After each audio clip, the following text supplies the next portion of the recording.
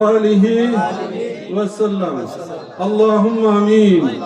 اللهم صل على سيدنا نبينا مولانا محمد معدن الجود والكرم وعلى آله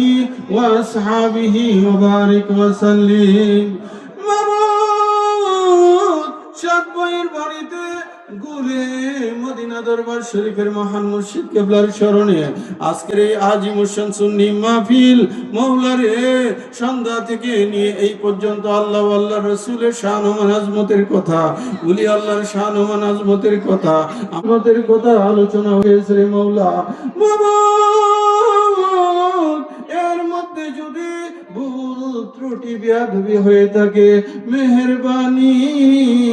করে মাফ করে দাও আল্লাহ। আমরা যাহা কিছু পাঠ করেছি এর হাদিয়া কুটি থেকে কুদের তরফে নবী পাকের নুরানি কদম মুবারকে কবুল আর মঞ্জুর করো।